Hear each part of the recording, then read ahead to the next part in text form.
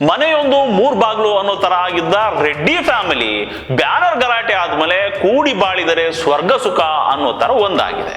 ಒಂದಷ್ಟು ಮನಸ್ತಾಪಗಳಿಂದ ರೆಡ್ಡಿ ಬ್ರದರ್ಸ್ ದೂರ ಆಗಿದ್ರು, ಒಬ್ರಿಗೊಬ್ರು ಮಾತಾಡ್ಕೊಂಡು 10-12 ವರ್ಷಗಳ ಮೇಲಾಗಿತ್ತು ಅನ್ಸುತ್ತೆ. ಜನಾರ್ದನ್ ರೆಡ್ಡಿ ಜೈಲಿಗೆ ಹೋಗೋವರೆಗೂ ಎಲ್ಲರೂ ಚೆನ್ನಾಗಿದ್ರು.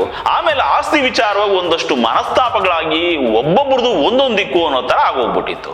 ಈ ಮನಸ್ತಾಪ ಯಾವ ಮಟ್ಟಕ್ಕೆ ಹೋಗಿತ್ತು ಅಂದ್ರೆ, ಅವ್ರ ಮೇಲೆ ಇವ್ರ ಮೇಲೆ ಅವರು ಸ್ಟೇಟ್ಮೆಂಟ್ ಕೊಟ್ಕೊಂಡು ಎದುರಾ ಬದರ ಎಲೆಕ್ಷನ್ ನಿಂತ್ಕೊಂಡು ಸಂಬಂಧಗಳು ಇನ್ಮೇಲೆ ಸರಿ ಹೋಗೋದೇ ಇಲ್ವೇನೋ ಅನ್ನೋ ಮಟ್ಟಕ್ಕೆ ಹಾಳಾಗೋಗಿದ್ವು.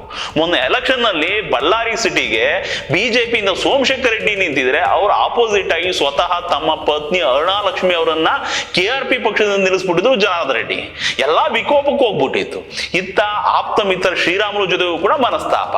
ಅದು ಆಮೇಲೆ ಪ್ಯಾಚಪ್ ಆದಂಗೆ ಕಂಡ್ರು ಮೊದಲಿನ ಆತ್ಮೀಯತೆ ಉಳಿದಿರಲಿಲ್ಲ. ಈಗ ಮೊನ್ನೆ ಆದ ಬ್ಯಾನರ್ ಗಲಾಟೆ ಎಲ್ಲಾ ಅಣ್ಣತಮ್ಮದಿರನ್ನ ಒಗ್ಗೂಡಿಸಿದೆ. ಜೊತೆಗೆ ಶ್ರೀರಾಮುಲು ಕೂಡ ಎಲ್ಲಾ ಮರೆತು ರೆಡ್ಡಿ ಬಳಗದಲ್ಲಿ ಬೆರ್ತಿರೋ ತರ ಕಾಣ್ತಾ ಇದೆ. ಜನಾರ್ದನ್ ರೆಡ್ಡಿ ಅವ್ರ ದೊಡ್ಡಣ್ಣ ಕರುಣಾಕರ್ ರೆಡ್ಡಿ ಕೂಡ ಮನೆಗೆ ಬಂದು ಹೋಗೋದು ಮಾಡ್ತಿದ್ದಾರೆ. ತೀರಾ ಜೀವ ಹೋಗೋ ಪರಿಸ್ಥಿತಿ ಬಂದ್ರೆ ನಾವೆಲ್ಲ ರಕ್ತ ಸಂಬಂಧನ ಬಿಟ್ಕೊಡಲ್ಲ ಅನ್ನೋದನ್ನ ಪ್ರೂವ್ ಮಾಡಿದೆ ರೆಡ್ಡಿ ಫ್ಯಾಮಿಲಿ. ಇನ್ನು ಈ ರೆಡ್ಡಿಗಳ ಗಲಾಟೆನ ಜೀವ ಕಳ್ಕೊಂಡ ರಾಜಶೇಖರ್ ರೆಡ್ಡಿ ಬಾಡಿಯನ್ನ 2 ಸಾರಿ ಪೋಸ್ಟ್ ಮಾರ್ಟಮ್ ಯಾಕೆ ಮಾಡಿಸಿದ್ರಿ ಅಂತದ್ದೇನಿತ್ತು ಅಂತ ಕುಮಾರಸ್ವಾಮಿ ಕೇಳ್ತಿದ್ರು. ಈ ಕೇಸನ್ನ ಜನಾರ್ದನ್ ರೆಡ್ಡಿ ಕಡೆ ತಿರುಗಿಸೋ ಎಲ್ಲಾ ಪ್ರಯತ್ನಗಳು ಆಗ್ತಿದಾವೆ ಅಂತ ಆರೋಪ ಮಾಡಿದ್ರು. ಹಾಗೆ ರಾಜಶೇಖರ್ ರೆಡ್ಡಿ ಫ್ಯಾಮಿಲಿ ಕೊಟ್ಟ 25 ಲಕ್ಷ ಯಾವುದು, ಐಡಿ ಅವರು ಯಾಕೆ ಇನ್ನೂ ಸುಮ್ಮನಿದ್ದಾರೆ ಅಂತ ನಿನ್ನೆ ನಾವು ಎತ್ತಿದ ಬ್ಲಾಕ್ ಮನಿ ಮೂಲದ ಪ್ರಶ್ನೆಯನ್ನ ಕುಮಾರಸ್ವಾಮಿ ಕೂಡ ಎತ್ತಿದ್ರು. ಹಾಗೆ ಗುಂಡು ಹೊಡೆದ ಪಂಜಾಬಿ ಗನ್ಮ್ಯಾನ್ ಗಳನ್ನ ಸೇರಿ ಒಟ್ಟು 26 ಜನರನ್ನ ಅರೆಸ್ಟ್ ಮಾಡಿ ಬೆಂಗಳೂರು ಜೈಲಿಗೆ ಕಳಿಸವ್ರೆ.